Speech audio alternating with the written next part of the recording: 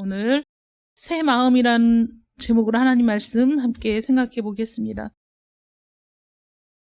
자, 우리가 지금 에스겔서 말씀을 쭉 생각해 보면서 인간의 문제를 다시 한번 되짚어 보자면 이스라엘 백성들의 문제가 바로 나의 문제라고 생각할 때 이스라엘 백성들이 직면한 문제는 어떻게 하나님께 돌아갈 것인가, 어떻게 하나님과의 관계를 회복할 것인가, 그래서 어떻게 하나님이 약속하신 그 복의 자리로 우리가 돌아갈 수 있을 것인가, 그것이 이스라엘 백성들이 당면한 문제인데 당면한 문제를 해결할 수 있는 능력이 그들에게는 없다는 게 가장 치명적인 문제였던 거죠.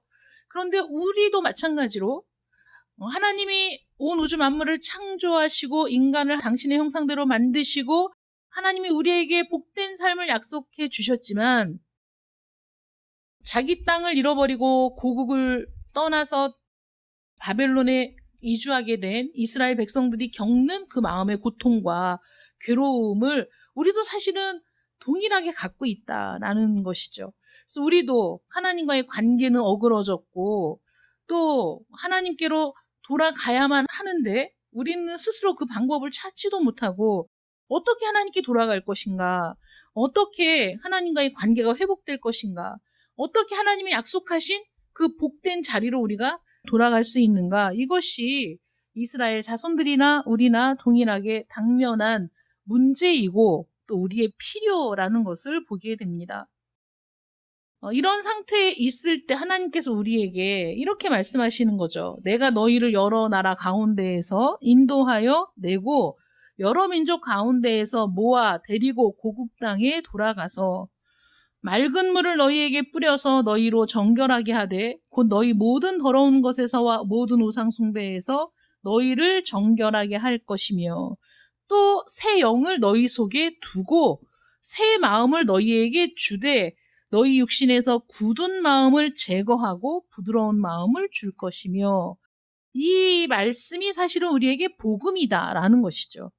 우리는 불가능한데 하나님은 하실 수 있고 하나님은 그 하실 수 있는 전능하신 능력으로 우리에게 그 은혜를 베푸시겠다, 주겠다, 너희를 그렇게 만들겠다, 너희에게 내가 새 영을 주겠다, 새 마음을 주겠다, 이렇게 하시는 거죠. 우리는 불가능한 일을 하나님이 하시겠다.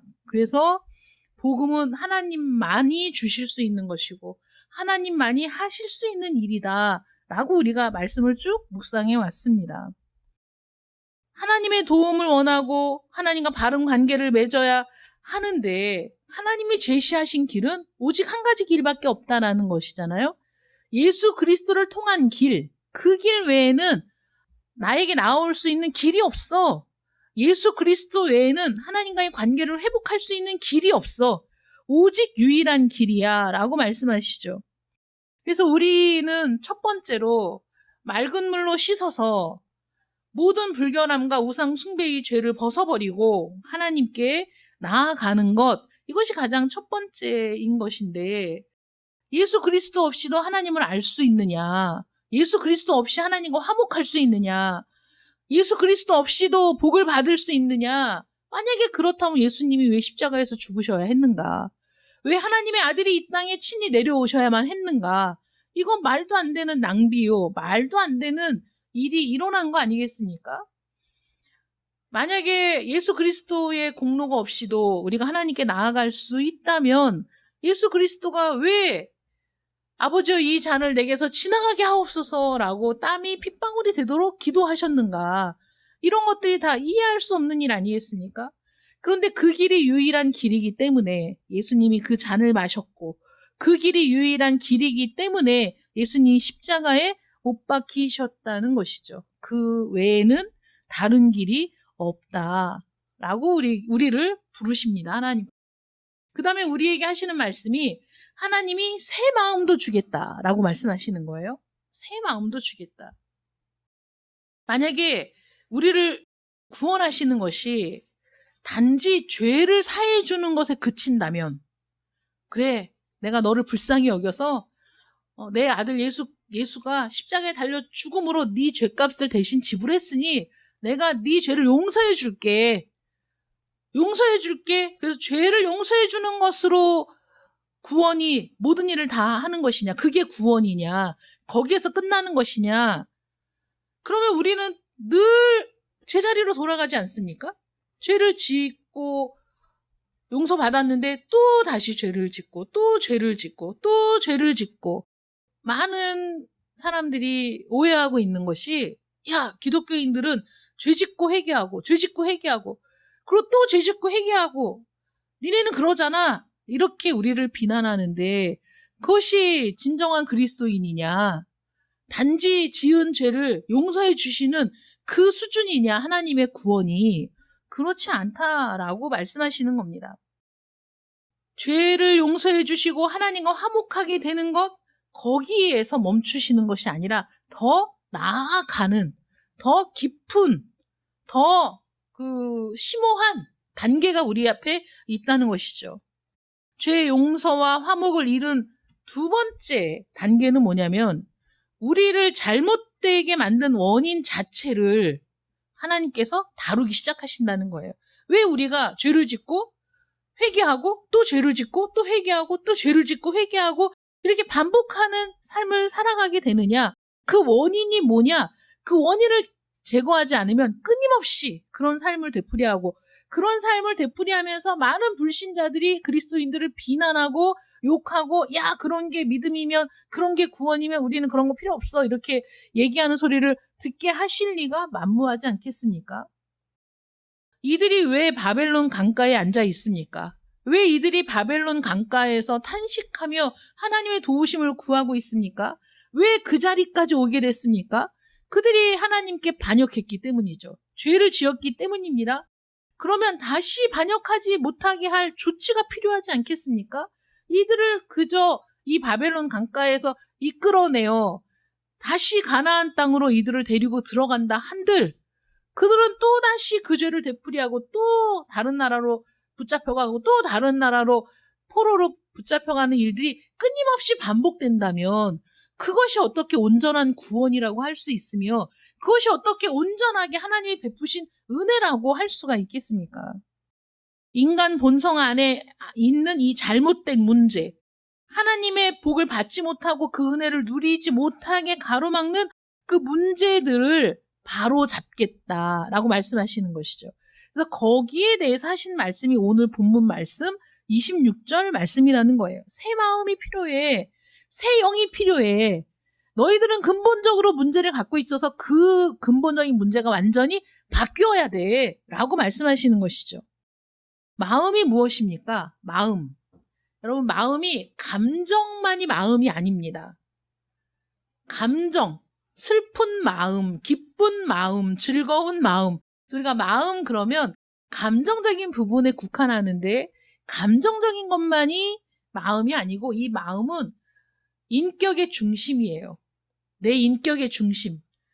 우리 인간의 정신, 감정과 정신과 이 모든 것들을 망라해서 나의 인격이 담겨 있는 것, 그걸 마음이라고 하는 거예요. 이 정신은 하나님이 인간에게 주신 하나님의 형상을 닮아서 만드신 인간의 특징이 바로 이 정신을 갖고 있다는 거예요. 정신. 동물들과 인간의 차이가 바로 여기에 있는 것이죠. 마음은 인간의 정신과 지각을 가리키는 겁니다. 그래서 나라는 존재가 이 마음이라는 것에 오롯이 담겨 있는 거예요. 이거는 이 육체는 껍데기, 그릇, 그 안에 담겨 있는 나의 인격, 나의 정신, 그것을 마음이라고 표현을 하고 있다는 것이죠. 그래서 이 마음이 새로워져야 돼. 바뀌어야 돼. 그래서 새로운 존재가 돼야 돼.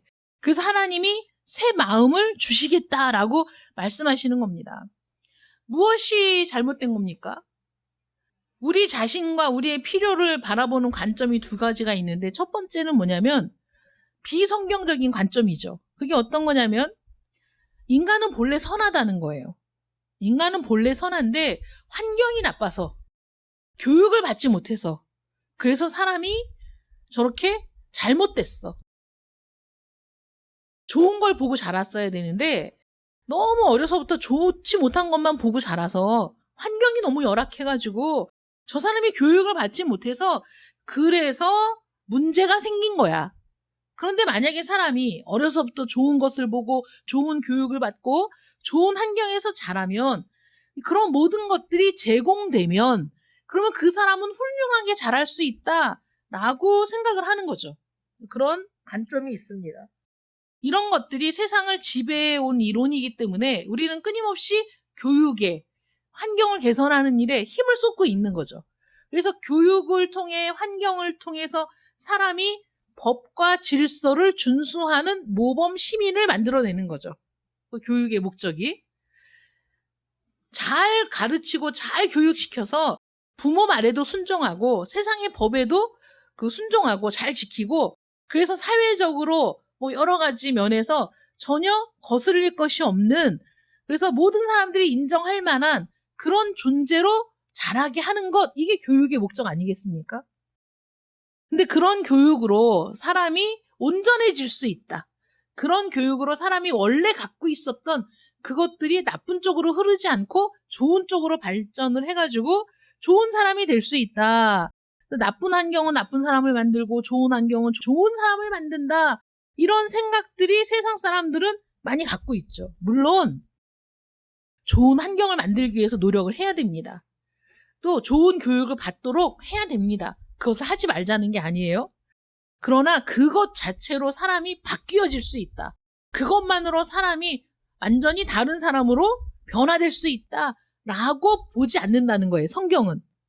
세상은 그런 관점으로 보지만 성경의 관점은 사회나 환경이나 교육이나 문화 등의 차원에서 문제를 바라보고 다양한 방법을 통해서 인간을 개선하자라는 것이 세상의 관점이라면 성경의 관점은 성경은 인간이 본질적으로 기초적이고 근본적이고 기본적으로 잘못되었다. 잘못 시작했다라고 얘기하는 거예요. 처음부터 잘못되었다. 그렇게 얘기하는 것이죠. 우리 마음과 이 존재의 중심, 인격의 핵심 자체가 잘못되었다. 그래서 무엇보다 필요한 게 교육이 아니고 환경을 바꾸는 게 아니고 새로운 본성, 새로운 마음, 새 영이 우리에게 부어져야 된다라고 얘기하는 거예요. 그 차이를 아시겠습니까?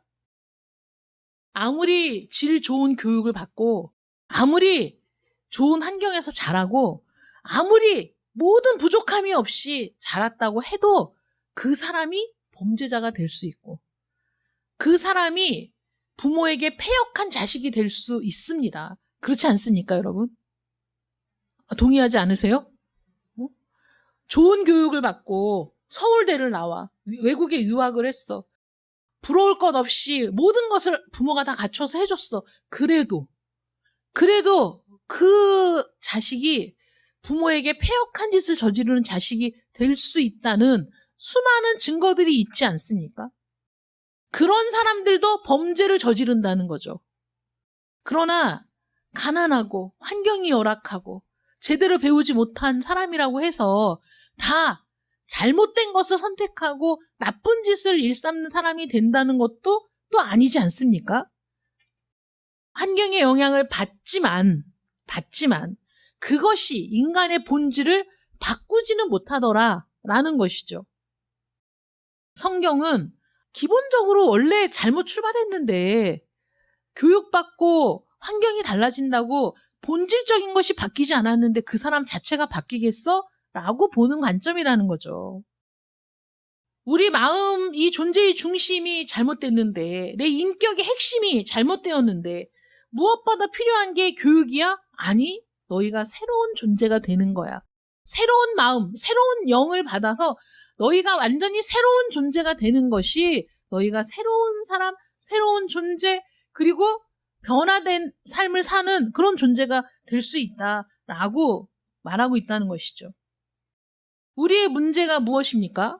우리 마음이 돌처럼 굳어 있다는 거예요. 돌처럼 굳어 있어. 딱딱해.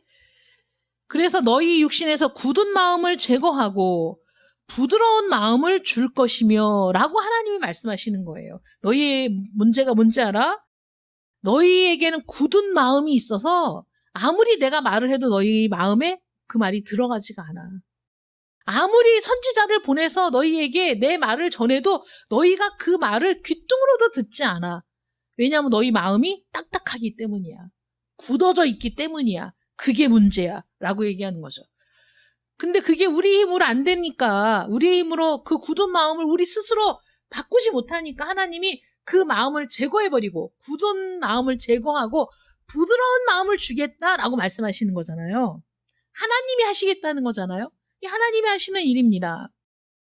성경이 우리 마음에 내리는 진단은 우리 마음이 돌처럼 굳어있다, 딱딱하다, 완고하다, 강팍하다라고 얘기하는 것이죠. 이스라엘 백성들이 출애굽했습니다. 하나님의 기적을 보았습니다. 날마다 베풀어 주시는 놀라운 이적을 보는 거예요. 매일 만나가 부어지고 하나님이 공급하시는 음식으로 광야에서 그들은 삽니다.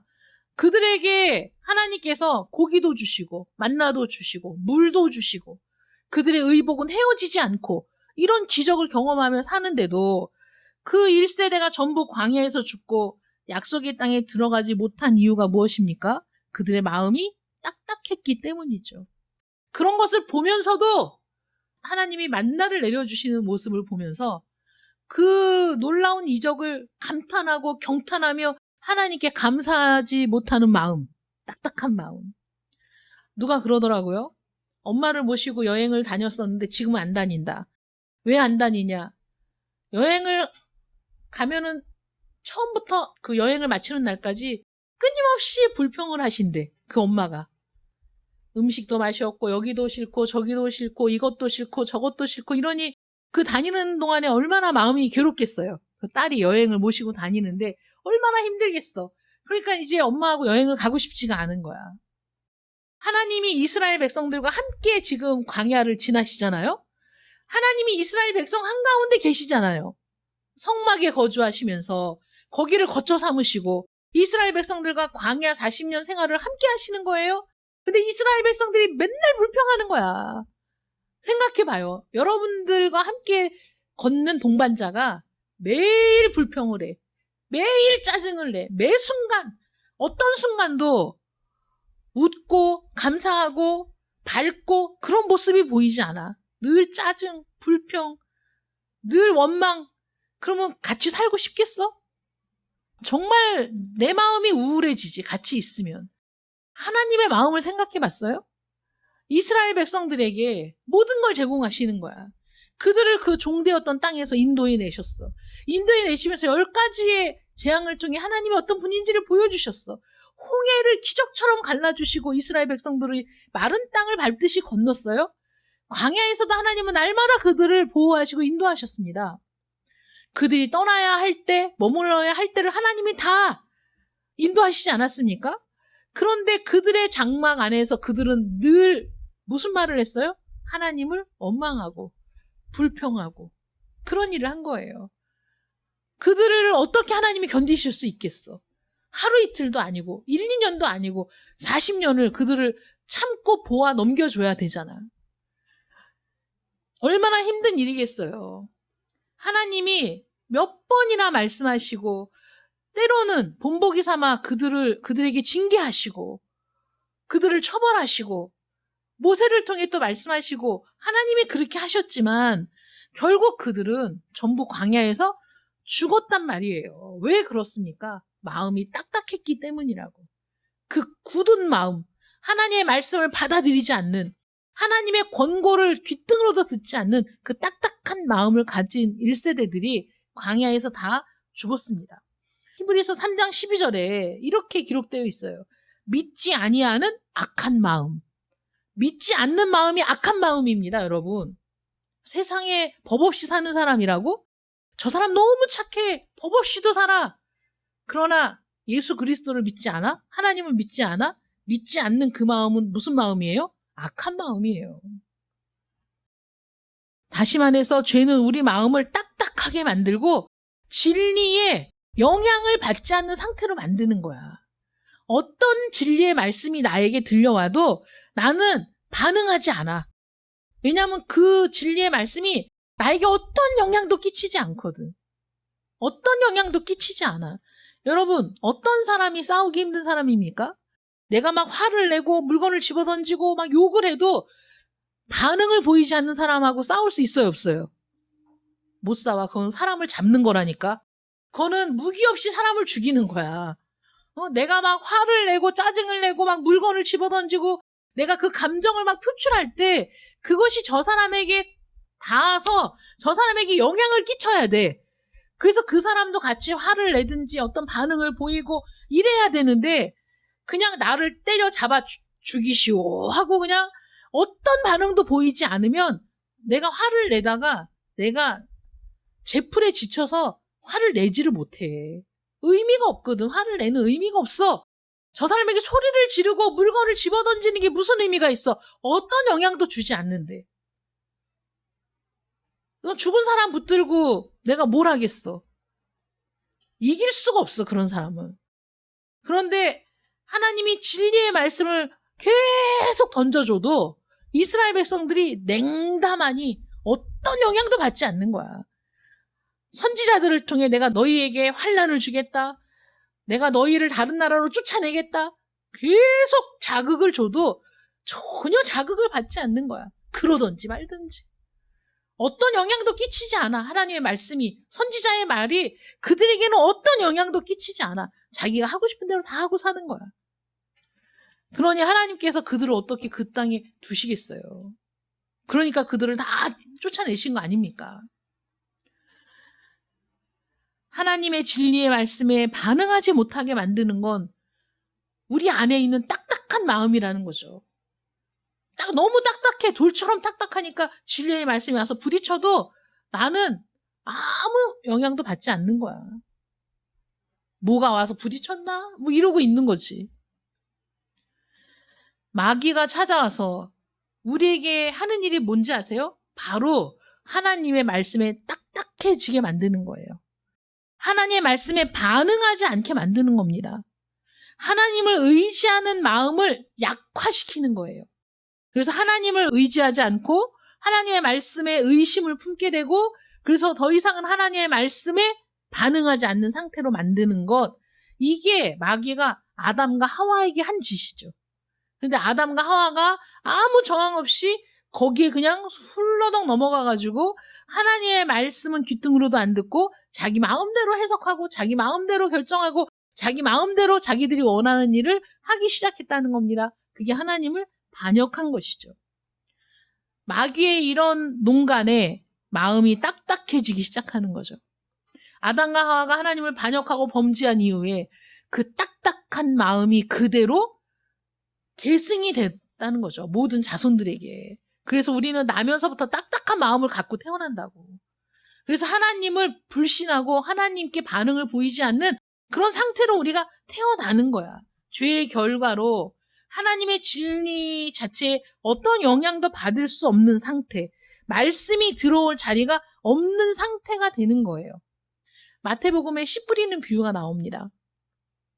씨를 뿌리는 자가 뿌리러 나가서 뿌릴새 덜어는 길가에 떨어지며 새들이 와서 먹어버렸고, 이렇게 기록되어 있어요. 왜 새들이 와서 먹어버렸습니까?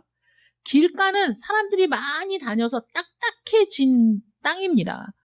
그 딱딱한 길바닥 위에 씨가 떨어졌는데 그 씨가 그 딱딱한 땅을 파고 들어서 뿌리를 내릴 수가 있습니까? 없습니까?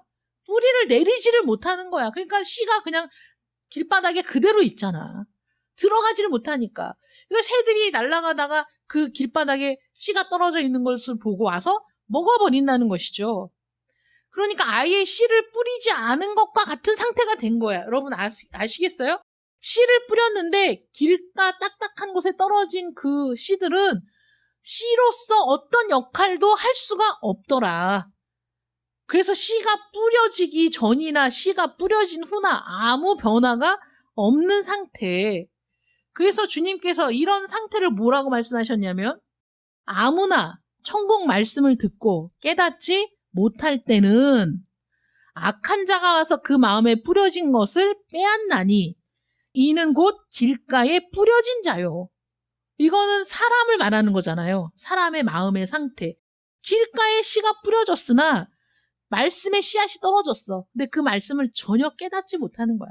전혀 반응을 안 하는 거야. 그 어떤 영향도 받지 않는 거야. 그 말씀에. 그래서 예배의 자리에 나와서 앉아 있어도 말씀이 선포돼도 나와는 아무 상관이 없어 라고 앉아 있다니까. 그게 어떤 사람입니까? 길가밭과 같은 사람이야. 길가와 같은 사람. 말씀이 떨어져도 어떤 영향도 받지 않아. 말씀이 떨어져도 어떤 깨달음도 없어. 말씀이 떨어져도 어떤 반응도 보이지 않아. 길가밭이야. 딱딱한 마음. 어떤 영향도 끼치지 않아. 그러니까 마귀가 와서 그냥 다 혹시라도 마음이 물러져서 영향을 받을까봐 그냥 싹 먹어 치운다고. 마귀들이 싹 치워버려. 그러니까는 예배를 드리고 돌아가도 예배를 드리기 전이나 예배를 드리고 난 후나 똑같은 거지. 시간을 낭비해. 이 시간이 얼마나 귀한 시간인지 모르는 거야. 고린도전서 2장 14절에서 사도 바울이 이렇게 얘기합니다. 육에 속한 사람은 하나님의 성령의 일들을 받지 아니하나니 이는 그것들이 그에게는 어리석게 보임이요. 또는 그는 그것들을 알 수도 없나니 그러한 일은 영적으로 분별되기 때문이라. 육에 속한 사람, 마음이 딱딱한 길가와 같은 사람들은 하나님의 성령의 일들을 받아들이지 않아. 그리고 그런 것들을 어리석은 것이라고 판단하고 있어. 왜 저 사람들은 저렇게 난리를 치는 거야?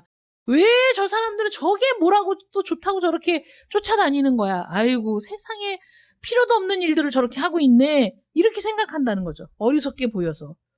또 그들이 그 은혜 받는 사람, 기도하는 사람, 예배를 드리며 감격하는 사람들을 어리석게 보는 이유는 뭐냐면 그게 영적으로 분별되는 일, 영적인 일이기 때문에 그는 그것들을 분별할 능력이 없어. 볼 수 있는 능력이 없어. 알 수 있는 능력이 없어. 모르니까 어리석어 보이는 거죠. 알아야지 보이지. 아는 만큼 보는 거 아니겠어요? 왜 여행 가서 박물관 가서 그 문화 해설사들 말을 왜 듣겠습니까? 왜 듣습니까, 여러분? 문화 해설사가 요새는 있어서 다 다니면서 설명을 해주잖아요? 왜 그들의 설명을 듣는 거죠? 그들의 설명을 들을 때 내가 아는 만큼 보이기 때문이죠. 내가 그냥 지나다닐 때 이거 별거 아닌 줄 알았는데 이 해설사가 막 설명을 쫙 해주는 거야. 이게 과거에 무슨 일이 있었고 왜 이게 지어졌고 이게 어떤 의미가 있고 이 건축 양식이 어떻고 막 얘기를 해주니까 야, 이게 그런 거였어? 야, 얘기를 듣고 보니 이거 대단한 거네. 내가 볼 때는 그냥 나무로 막 지은 것 같았는데 여기에 이런 의미가 있었어? 내가 아는 만큼 보여지죠. 아는 만큼 그 가치를 알게 되지 않습니까? 아는 만큼. 예전에 아이들에게 돈을 줘보면 옛날에는 애들이 100원짜리 동전 갖고 과자 사 먹고 막 이랬거든요. 그러니까 100원, 동전을 가져가면 과자를 사 먹을 수 있다라는 걸 알아요. 아이들에게 동전하고 지폐하고 주면 아이들이 어떤 걸 받습니까? 동전을 받았다니까요. 그러니까 부모들이 장난치느라고 할머니, 할아버지들이 5,000원짜리하고 500원짜리하고 딱 주고 어떤 거 가질래? 그러면 부모들은 옆에서 어떤 마음이 듭니까? 저 5,000원짜리를 받아야 되는데 이렇게 생각하는데 아이들은 동전을 얼른 집거든. 야, 그거 말고 저걸 집어야지. 근데 애들 눈에는 그게 더 가치 있어 보이는 거죠. 아는 만큼 보이는 거예요. 이거 가져가면 과자 사 먹을 수 있는데 이걸 생각하니까 종이돈은 얘네들은 의미가 없는 거야.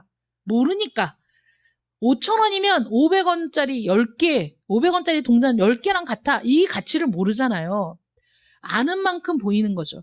모르니까 어리석어 보이는 거야. 영적인 일들을 영적인 눈으로 분별해야 되는데 그 단계에 이르지 못했어. 그런 그 영적인 일을 분별할 능력이 없어. 그러니까 보지도 못해. 볼 수도 없어. 그러니까 어리석게 보이는 거지. 이게 길가와 같은 사람, 그 마음이 굳어지고 딱딱한 사람은 다 그런 상태라는 거예요. 무감하고 완고하기 때문에 말씀이 떨어졌는데 튕겨져 나온다니까. 여러분 설교하다 보면 말씀이 튕겨져 나오는 사람이 있다고. 말씀을 전하면 말씀이 쑥 마음으로 들어가는 사람이 있고 말씀을 선포하는데 말씀이 튕겨져 나오는 사람이 있어. 어떤 삶이 튕겨져 나옵니까? 마음이 완악한 사람, 완고한 사람, 아예 받아들이지 않기로 작정한 사람, 그런 사람들에게 말씀이 들어가겠어? 나는 절대로 이 말을 듣지 않을 거야. 난 절대로 뭐라고 얘기해도 난 믿지 않을 거야. 그런데 어떻게 말씀이 들어가겠어? 응?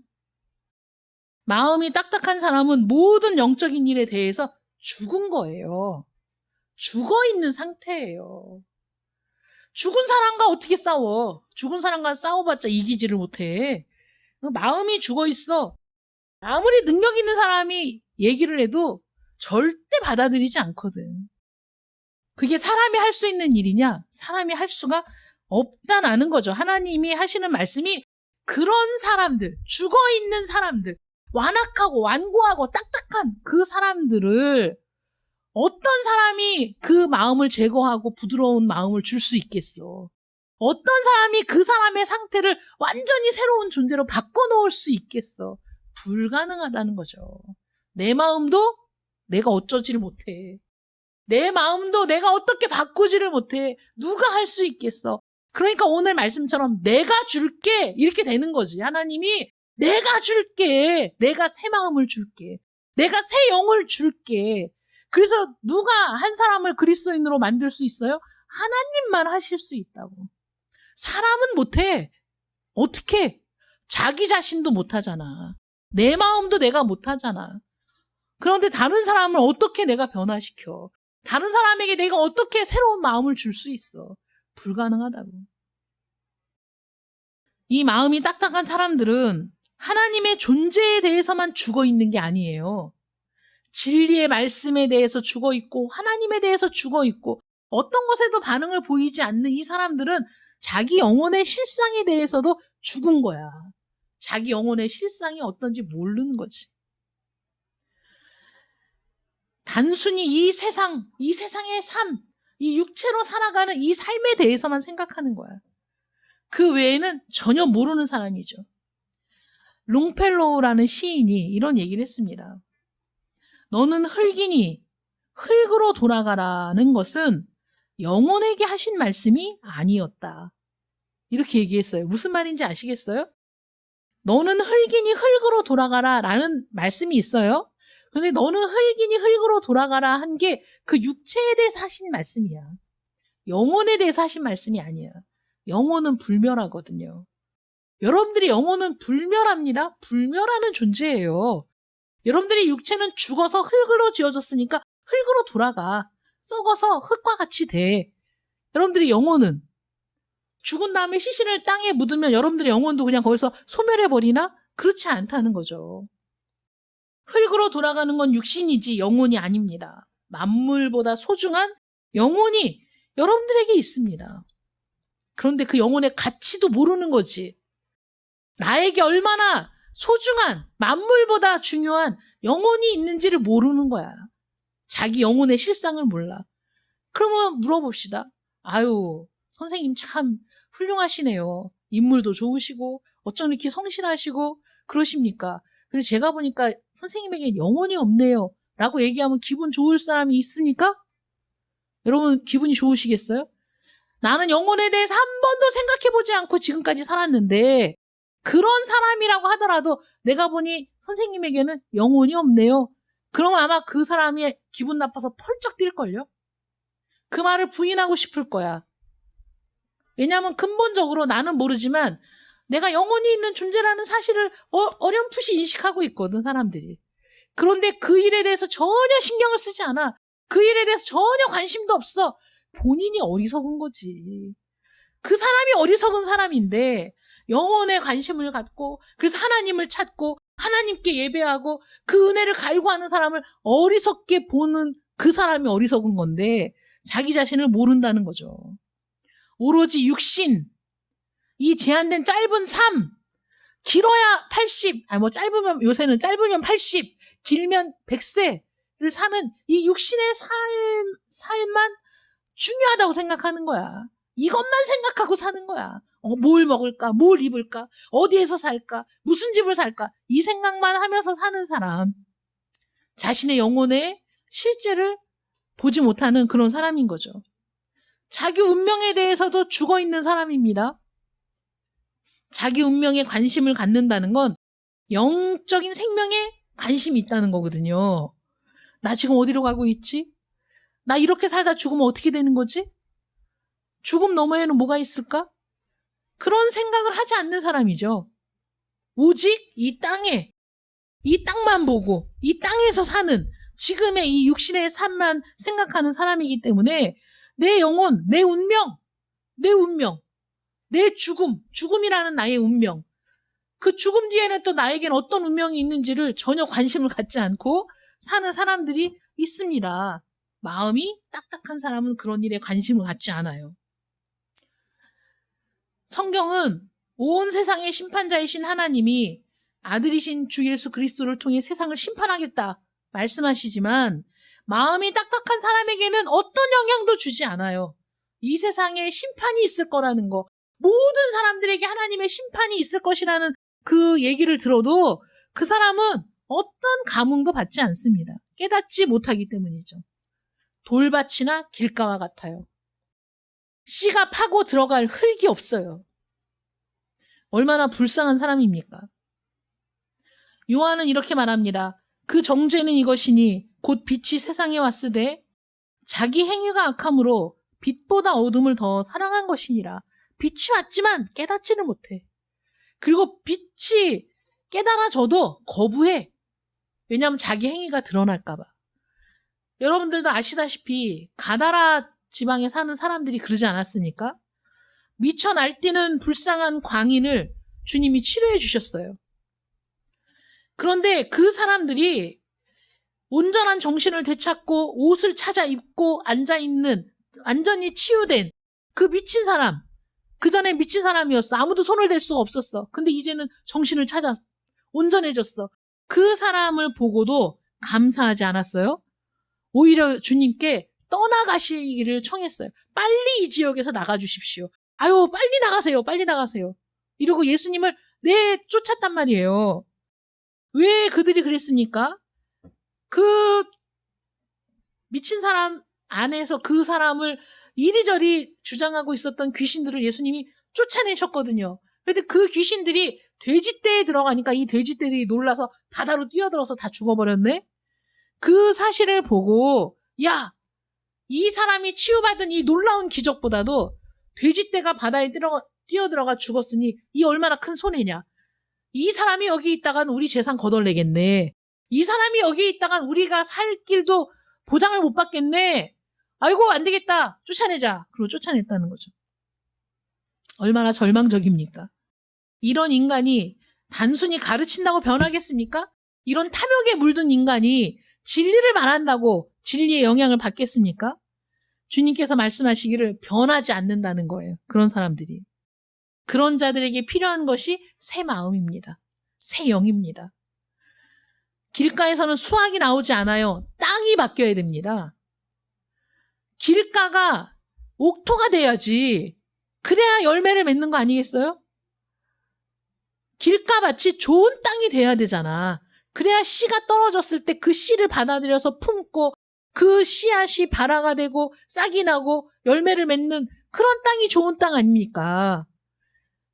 30배, 60배, 100배로 결실한 땅이 좋은 땅이죠. 그런 땅이 돼야 돼. 길가가 어떻게 그런 땅이 되겠어. 자기 힘으로는 안 된다니까. 새 땅이 필요해. 그 땅의 성질 자체가 바뀌어야 돼. 그런데 그걸 누가 하신다고요? 하나님이 하시겠다잖아요. 내가 새 영을 줄게. 내가 새 마음을 줄게. 네가 완전히 새로운 존재가 되게 해줄게. 그래서 진리의 말씀을 거부하던 그런 사람이 아니라 진리의 말씀을 받아들여 그 말씀을 믿음으로 살아내는, 그래서 30배, 60배, 100배로 결실하는 그런 사람이 되게 해줄게. 내가 너희에게 그렇게 은혜를 줄게. 내가 너희에게 그런 생명을 줄게. 라고 말씀하시니 이 말씀이 여러분들에게 복음이 되기를 축원합니다. 이 말씀이 복음이죠. 뭐가 복음입니까? 이게 우리에게 필요한 복음의 말씀이라는 거예요. 근데 이게 필요한지 모르는 사람들은 거부하는 거지. 이게 무슨 복된 소식이야. 이게 무슨 기쁜 소식이야. 그 가치를 모르는 사람은 거부한다고. 그러나 그 가치를 맛을 본 사람은 이게 얼마나 놀라운 일인지를 조금이라도 깨닫게 된 사람들은 갈망하는 거지. 우리 마음에 틈이 생겼어. 하나님이 내 마음을 갈아엎기 시작했어. 그래서 내 마음을 바꿔주시는 거야. 새 마음으로, 새 영으로. 그러니까 하나님의 은혜에 갈망하고 하나님의 사랑을 갈망하는 존재로 바뀌게 되는 거죠. 내 힘이 아니라 하나님의 은혜로. 그런 놀라운 은혜를 경험하는 여러분들 되시기를 축원합니다. 새 마음과 새 영을 주시는 하나님, 그 하나님 외에 그 누구도 우리를 그리스도인으로 만들 수 없다라는 사실을 기억하시기를 바랍니다. 오직 하나님만이 이 기적을 행하시는 것이죠. 자, 부드러운 마음이 뭡니까? 진리의 말씀을 듣고 이해하는 마음입니다. 이 부드러운 마음이 무엇입니까? 전에는 눈이 멀었지만 이제는 볼 수 있는 눈을 가진 마음입니다. 오직 하나님이 성령으로 이것을 우리에게 보이셨으니 성령은 모든 것, 곧 하나님의 깊은 것까지도 통달하시느니라. 하나님의 깊은 것까지도 통달하게 하시는 성령이 우리 마음에 계셔서 하나님의 은혜를 깊이 깨닫게 되는 것, 하나님의 은혜를 깊이 확신하게 되는 것, 이것이 부드러운 마음입니다. 이렇게 부드러운 마음을 갖게 된 사람은 하나님이여 사슴이 시냇물을 찾아 갈급해하듯이 우리의 영혼도 하나님을 그렇게 사랑하고 하나님의 뜻을 알고 행하기를 열망하게 된다는 거죠. 하나님을 영화롭게 하기를 열망합니다. 이런 마음이 부드러운 마음이라고 얘기합니다. 여러분들의 마음은 딱딱합니까? 부드럽습니까? 여러분들의 마음은 길가밭입니까? 아니면 여러분들의 마음은 옥토입니까? 좋은 밭입니까? 여러분들의 마음 상태는 어떻습니까? 영적인 일들에 대해서 대적하는 사람입니까? 아니면 줄이고 목말라 하는 사람입니까?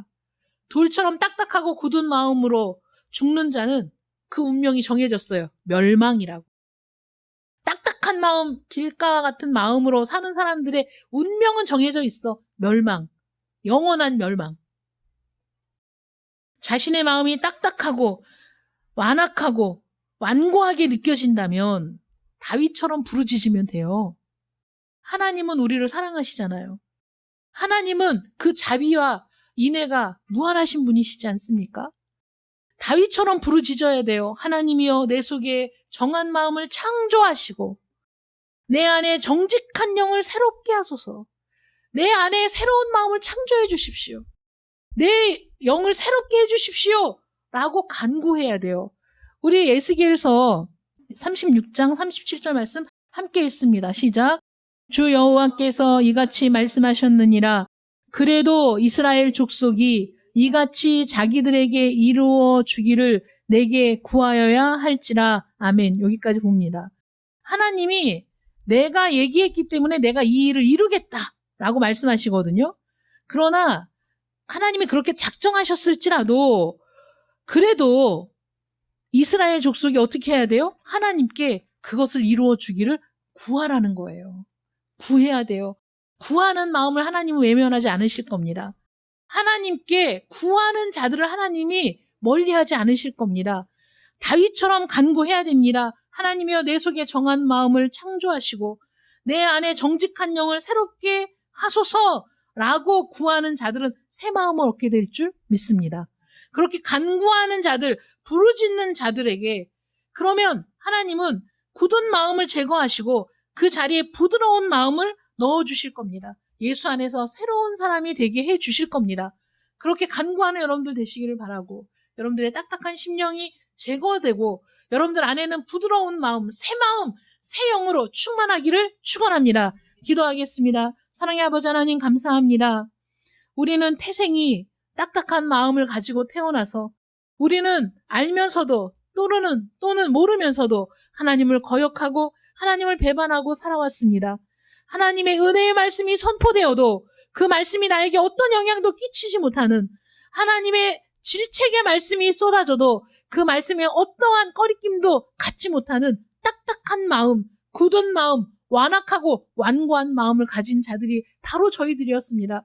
하나님이 우리를 사랑하시고 우리에게 은혜를 베풀어 주셔서 우리 안에 굳은 마음을 제거하시고 새 마음, 새 영을 넣어주지 않으셨다면 어떻게 우리가 하나님의 말씀에 반응하는 자들이 될 수 있었겠습니까? 어떻게 하나님의 권고를 듣는 이들이 될 수 있었겠습니까? 어떻게 하나님의 책망에 눈물을 흘리며 회개하는 자들이 될 수 있었겠습니까? 하나님이 우리를 사랑하셔서 하나님이 우리를 선택하시고 하나님의 말씀이 들려질 수 있도록, 하나님의 말씀이 우리의 심령에 영향을 끼칠 수 있도록 우리 마음의 굳은 마음을 제거해 주시고 우리에게 부드러운 마음을 주셨기에 우리가 이렇게 오늘 하나님의 은혜를 갈망하며 예배하는 자들이 되었음을 깨달았습니다. 감사합니다. 하나님 정말 감사합니다. 앞으로 우리 마음이 딱딱해지면, 우리의 마음이 완악해지면 하나님 앞에 달려나가 다윗처럼 기도하며 간구하게 하여 주시옵소서.